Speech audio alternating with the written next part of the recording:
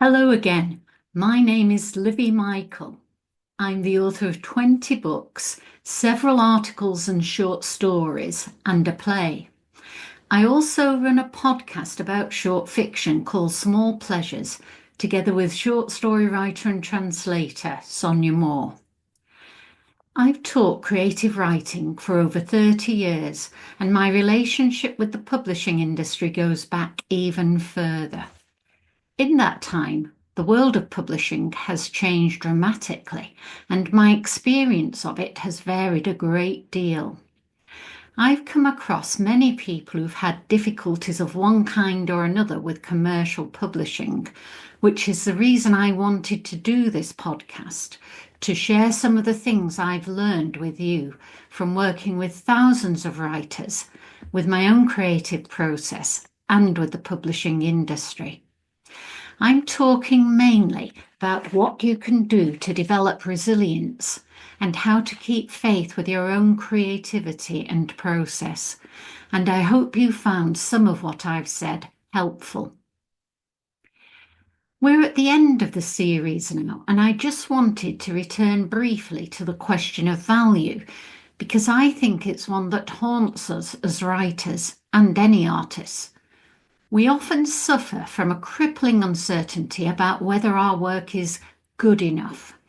And because we can't know, ultimately, we look to the publishing world to supply us with that sense of value. If someone wants to publish us, we think, we must be good. However, increasingly, we're dealing with a world in which commercial criteria outweigh other considerations, especially in the case of the novel, which is judged on whether it will sell, whether it fits a particular trend, whether it's written by a celebrity or someone with a lot of followers on social media. Does popular equal good? The answer is possibly, sometimes. It's not an entirely helpful one, but at least when our work is accepted for publication, we can tell ourselves that someone else likes it and believes in it. That's not the end of the story, however. During the 25 years I was published by mainstream publishers, I suffered a lot of anxiety about whether my work was any good or not. You'd think that being published would have helped with this, but in fact I doubted my writing all the time. And only when my agent or editor said they liked it could I begin to relax. Then, of course, there were further doubts that came with the editing process and reviews or comments on Goodreads. Whenever I gave a reading from my novel, I noticed something I wanted to change. It seemed as though the moment when I could feel confident and satisfied about my work never came. Then the day came when no one wanted to publish me anymore. Did that mean that my writing was no longer any good? Or was it just that I no longer fit a particular brand or image? Publishing companies are very much prisoners of their own PR. Or was it to do with sales? No one was going to tell me. So I was left in the kind of rabbit hole that will be familiar to many of you, a downward spiral of doubt and despair. I went on submitting novels, stories, articles, and various pitches via my agent. I remember a friend asking me why I kept doing this when the work was always rejected. It was a logical question. She could see how unhappy it made me. I remember saying to her, I can't be the only one to decide whether my work is any good or not. This made perfect sense to me at the time, though possibly not to my friend. The problem was I was still looking for validation out there. I needed someone else to believe in my work in order to convince me it was good or worth doing. No matter how many knockbacks I suffered, there was always the chance that the next thing I wrote would be accepted. It might even be a major success, my breakthrough book. At the very least, it would restore me to my former position as a professional writer. Sadly, that didn't happen. What did happen was actually rather better. I kept on writing and reading and writing again. Gradually, I came to see that excellent, mediocre, and terrible work was being published by all the publishing houses. I knew from my role as program leader of the MA in publishing that editors couldn't always choose the books they wanted for publication. Sometimes a choice would be made by the head of marketing, who wouldn't necessarily read any of the books.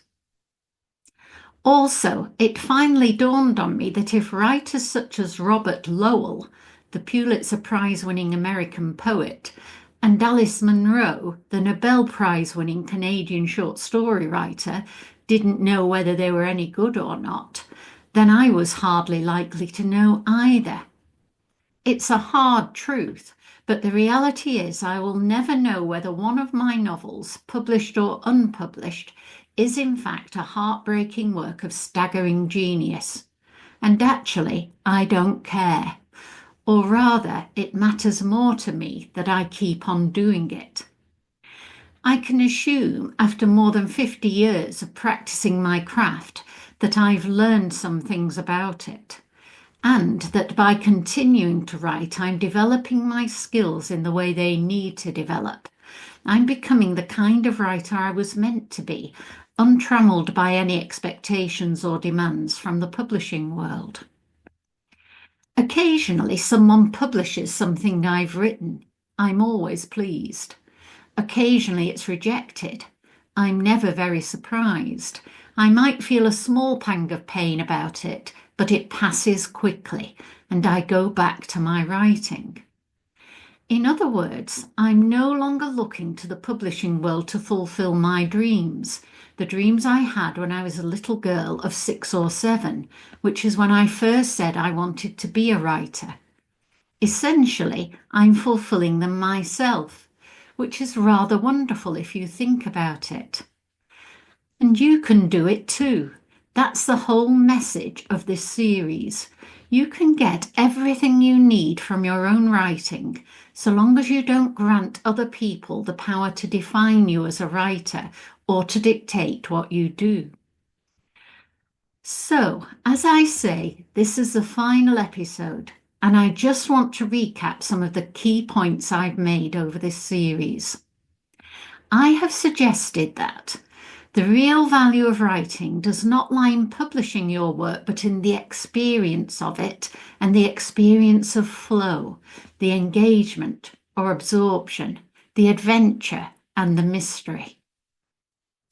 It's most important to keep a connection to your own creativity, whatever the commercial world thinks about your work. Keep writing. The commercial publishing world is the biggest threat to your creativity.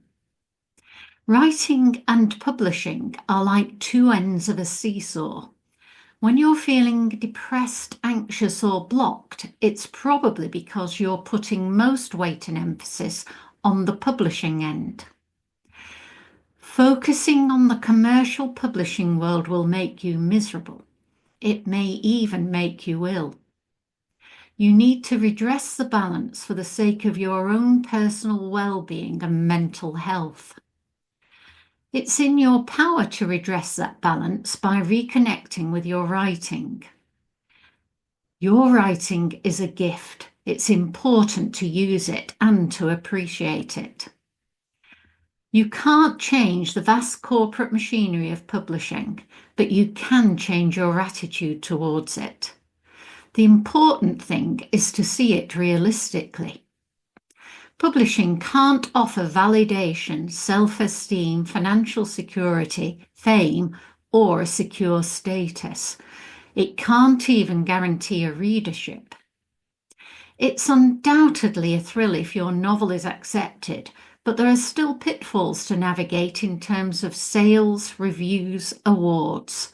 Someone else will always be doing better, getting more attention, and it will always be that talentless bastard celebrity whose novel has not only been shortlisted for the Booker, but is the subject of a bidding war between rival media companies. You will hear of such people all the time because your newsfeed or your social media sets you up for it, so there's no escape. Everyone you hear about will be doing better than you. It's hard not to become obsessed. However, thinking like this is the enemy, especially of your own creativity. It may even block it entirely. The only healthy response is to go back to your writing and get fully absorbed in it. Thankfully, your creativity is endlessly resilient. Given a chance, it will replenish you, absorb you in its mysteries, make you more alive to the world, and allow you to explore it in your own unique way. It will lead you to people and places and subject matter you would never otherwise encounter, and to developing a mastery of your unique talent. It will change your world. The commercial world is capricious and unreliable, whereas your own creativity will always be there for you. All you have to do is show up for it, as Elizabeth Gilbert, author of Eat, Pray, Love, said in one of her excellent TED Talks. Show up for your writing. Give it space, time, attention, because ultimately it will give you the resilience you need to deal with all the ups and downs of publishing, and it will take you where you need to go. In my own case, it took me from being unhappy to being happy, which is the most important journey I've ever taken. You can take it too. Once you've understood how much writing enhances your life, nothing will stop you. You will write for your life, which is what writing for life really means. So that's the end of this series, but I'd love to hear from you, your thoughts and comments about writing, publishing, difficulties and solutions. This is Livi Michael saying goodbye and wishing the very best for all of you on your creative journeys. Happy writing.